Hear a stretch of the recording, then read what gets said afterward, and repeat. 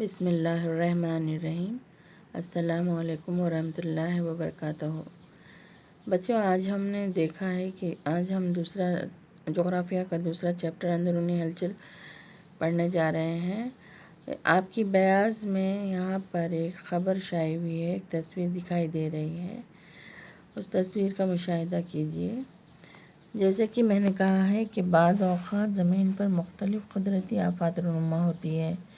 मसलन आप जानती ही हैं, सैलाब का आना, तूफ़ानी बारिश होना, बर्फ़ानी बारिश होना, हद से ज़्यादा बारिश होना वग़ैरह वग़ैरह। और इसी तरह सतह ज़मीन के नीचे की हलचल की वजह से ज़लज़ले का आना, आतिश फ़िशा का फटना जैसी कुदरती आफ़तें आती है। और क़ुदरती आफ़तों की वजह से जानी व माली दोनों नुकसान होते हैं। तो अब हम इस सबक में अंदरूनी हलचल का मुताला करेंगे। तब इस ख़बर को देखने के बाद हमें क्या पता चलता है कि मौत की तबाही किस वजह से हुई, ज़लज़ले की शिद्दत कितनी थी, ज़लज़ले की वजह से कौन कौन से मुल्क मुतासिर हुए, ज़लज़ले का मरकज़ कहाँ है। और हम ये जानने की कोशिश करते हैं कि ज़लज़ला कितनी गहराई का था वग़ैरह वग़ैरह। अब ज़मीन के अंदर, सतह ज़मीन के अंदर हलचल किस तरह से होती है, उसके लिए हम कुछ एक्सपेरिमेंट करेंगे या फिर कुछ तजुर्बा करके देखेंगे जो हमारी डेली रोज़मर्रा की ज़िंदगी में जो हमारे हाथ सामने चीज़ें होती हैं। जैसे कि आपकी किताबें, डस्टर, पेंसिल वग़ैरह। इस बयाज़ में दी हुई आपकी इस तस्वीर को देखिए और यहाँ पर दिखाया गया है कि कुछ बुक्स रखी हुई हैं, उसके ऊपर डस्टर, पेन, पेंसिल, रबर वग़ैरह खड़ा रखा हुआ है। अब दूसरी तस्वीर में देखिए, जैसा कि हम इस तस्वीर में दिखाया गया है कि डस्टर, चाक, रबर सब ऊपर रखी हुई है। अब जैसे ही हम एक बीच की बयाज़ को तेज़ी के साथ खींचकर निकालते हैं तो क्या होगा, किताबें तो हलचल नहीं हुई उसमें, यानी कि मुतासिर नहीं हुई उस हरकत से, लेकिन ज़मीन यानी कि बुक्स के ऊपर जो रखी हुई है डस्टर, पेंसिल वग़ैरह सब गिर चुकी है। यानी कि ज़मीन में अगर हलचल हो, अंदरूनी कुछ हलचल हो, तो उसके ऊपर जब हम जहाँ रहते हैं वहाँ पे चीज़ें उथल पुथल हो जाती हैं और वो चीज़ें मुतासिर होती हैं धक्के से। अब इसी तरह हम देखेंगे कि सारी चीज़ों को जमा लीजिए आप इस तरह फिर से। अब इसके बाद यहाँ पर देखिए कि हमने अभी यहाँ पर एक बयास को तेज़ी के साथ निकाला, लेकिन अब यहाँ पर हम क्या करने जा रहे हैं, सिर्फ धक्का दे रहे हैं। यानी कि हम बीच की एक बुक या आपके बयास को हम धक्का दे रहे हैं आगे या पीछे की जानिब। तो उससे भी क्या हो रहा है, यहाँ पर धक्का देने की वजह से ऊपर की चीज़ें उथल पुथल हो रही हैं। तो इससे इससे जोग्राफियाई वजाहत ये ज़ाहिर होती है कि ज़लज़ले और आतिश फ़िशा जैसे हादसात ज़मीन के अंदरूनी तज़ल्ज़ुल के बाअस वक़ूअ पज़ीर होते हैं। यानी कि अंदरूनी जो हलचल होती है उसकी वजह से ज़लज़ले आते हैं और आतिश फ़िशा आते हैं।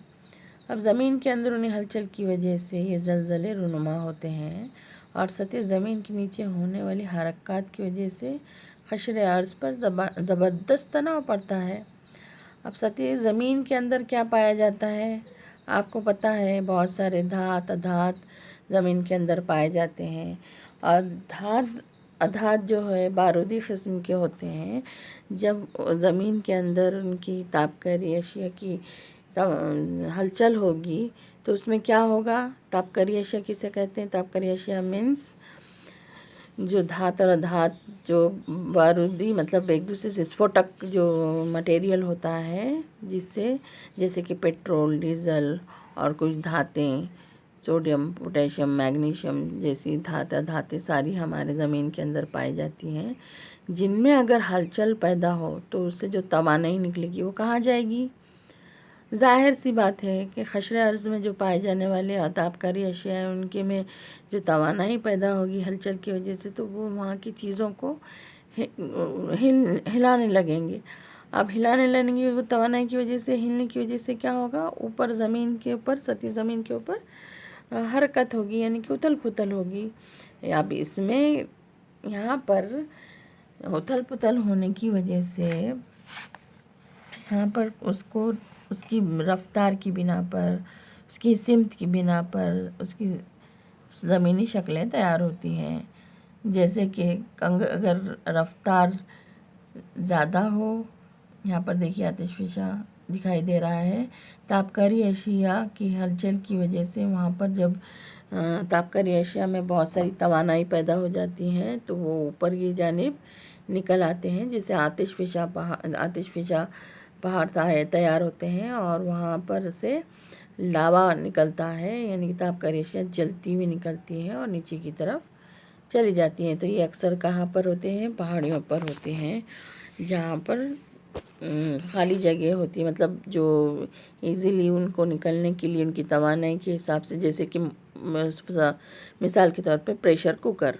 जब प्रेशर कुकर में हम नीचे की तरफ आग लगाते तो अंदर जो पकता है, अंदर जो चीज़ें सामान में तवानाई पैदा हो जाती तो किस तरह से निकलती है, सेंटर से सीटी के ज़रिए बाहर आ जाती है हवाएं, उसमें की जो तवानाई है, और वो तेज़ी के साथ बाहर होती है। इसी तरह ज़मीन में भी तापकारी अशिया की हरकत की वजह से पैदा होने वाली तवानाई का सबब आतिशफ़िशा पहाड़ बनता है। अब आतिशफ़िशा पहाड़, कुछ आतिशफ़िशा पहाड़ बनता है, कुछ ज़मीनें बर-ए-आज़म तैयार होते हैं, उनको ज़मीन के अंदरूनी हलचल की जमात बंदी की गई है। यहाँ पर देखिए इसमें दिखाया गया है ज़मीन के अंदरूनी हलचल की जमात बंदी। अब रफ्तार, सबसे पहले तो देखेंगे हम कि रफ्तार अगर उसकी सुस्त हो तो वहाँ पर पहाड़ और बर-ए-आज़म बनते हैं, पहाड़ और बर-ए-आज़म बनते हैं। और अगर रफ्तार उसकी कम हो या तेज़ हो बहुत सारी, तो यहाँ पे हादिसाती शक्ल इख्तियार कर लेते हैं, मसलन ज़लज़ले का आना, आतिशफ़िशा पहाड़ का बनना वगैरह वगैरह। अब यहाँ पर देखिए कि अगर रफ्तार उसकी सिमत ज़ाहिर कर रही है, अगर ऊपर की जानिब उसका तापकारी अशिया का तवानाई ऊपर की तरफ निकलती है तो ज़मीन के ऊपर उसकी, मतलब जहाँ सिमत रहेगी वहाँ पर हलचल होगी, तो ऊपर की जानिब होगी तो ज़मीनी हलचल होगी, और पस्ती यानी बुलंदी की तरफ होगी, बुलंद से पस्ती की तरफ होगी तो भी ज़मीनी हलचल होगी। यहाँ पर सिमत क्या रहेगी उसकी, जहाँ पर तवानाई होगी वहाँ पर हाँ ज़मीनी हलचल होगी। अब उसकी शक्लें देखेंगे। अब यहाँ पर क्या देखना है, शक्लें। अगर सपोज़ अगर बारिश का एरिया, जैसे समंदरी एरिया है, समंदरी एरिया की वजह से अगर वहाँ पर समंदरी एरिया की वजह से वहाँ पर क्या बर-ए-आज़म, सतह मुर्तफ़ा और ऊंची ज़मीन बनाने वाले बरसाज जगह तैयार होती है, या फिर कोसाज यानी पहाड़ तैयार होते हैं, लहरसाजी या दरारें पड़ती है पहाड़ों में, या फिर समंदर की तरफ हो गए तो आइलैंड्स वगैरह बने हैं, आप देखते हैं टीवी में कि समंदर के बीचों बीच एक बर-ए-आज़म होता है, तो वो क्या किस वजह से होती है, वो इन ज़लज़लों की वजह से तैयार होते हैं, जो कई सालों में जगह अपनी चेंज भी कर लेते हैं, जो बदल भी जाते हैं, इस तरह से होता है। आगे देखिए ज़मीन की सुस्त हरकत। अब यहाँ पर हमने देखा है कि इनकी जमात बंदी की है। अब ज़मीन की सुस्त हरकत, ज़मीन की सुस्त हरकत के असरात तवील व अरीज़ इलाक़ों पर होते हैं। इन हरकत की वजह से पहाड़ और बर-ए-आज़म वजूद में आते हैं। इसे झेल के तरीक़े ज़रिए दिखाया गया है। यहाँ पर देखिए लहरों की हरकत की सिमत, उसका दबाव कहाँ पड़ेगा, एक दूसरे के क़रीब आने वाली लहरें, यानी कि अगर यहाँ पर लहरों में, अगर यहाँ पर बर-ए-आज़म में अगर ज़लज़ला आता है, वहाँ पर हरकत होती है, तो ज़्यादा हरकत नहीं होगी लेकिन कुछ तो हरकत होगी, तो उसका असर किस तरह से होता है, एक दूसरे के तरफ होता है दबाव, यानी कि इधर से लहरें आती है इधर की तरफ और इधर से लहरें आती है इधर की तरफ, तो यहाँ पर दिखाया गया है एक दूसरे के क़रीब आने वाले लहरें। अब उसका तनाव किधर पड़ेगा, जैसे यहाँ पे एक दूसरे को मिलेंगे वो अपोजिट डायरेक्शन में एक दूसरे के मुखालिफत में सिंध में चली जाएंगे। अब यहाँ पे सख्त चट्टानों पर होने वाले असरात। अगर सुस्त रफ्तार की ज़मीन की सुस्त हलचल होगी समंदरी इलाक़ों में तो उसकी लहरें इस तरह से होगी, या सख्त चट्टानों पर असरात होंगे तो वहाँ पर क्या होगा, दरारें पड़ जाएगी। ज़मीन की जो स्लाइडिंग होती है कि नहीं, जैसे ज़मीन के अंदर जो परतें होती है तो वो परतें क्या करेंगी, यहाँ पे किस तरह से देखिए यहाँ पे बताया गया है कि एक परत दूसरे परत पे चढ़ जाती है या फिर निकल जाती है, यानी कि वहाँ की ज़मीन के अंदर की क़शरे अर्ज़ के अंदर की जो वो रहेंगे वो अपनी जगह चेंज कर देंगे, दरारों में तब्दील हो जाएंगे, या तो एक दूसरे के ऊपर चढ़ जाएंगी या नीचे गिर जाएंगी या फैल जाएंगी। इसी तरह अगर नरम चट्टानों पर होने वाले असरात।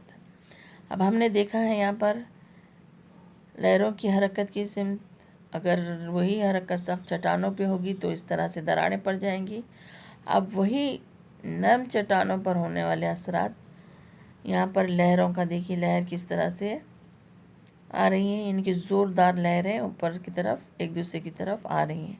अब लहरों में दरारें भी पड़ सकती है, ये दरारें एक तरफ आके वापस चले जाएंगी। तो यहाँ पर दिखाया गया है कि यहाँ पर दबाव एक तरफ आने के बाद यहाँ पर प्रेशर पड़ेगा, अब प्रेशर पड़ने के बाद ये उल्टी डायरेक्शन में आकर दरार पड़ जाएगी, यानी कि यहाँ से इधर चले जाएगा, इधर से इधर चले जाएगा। तो ज़मीन में अगर हल्के असरात हो तो अगर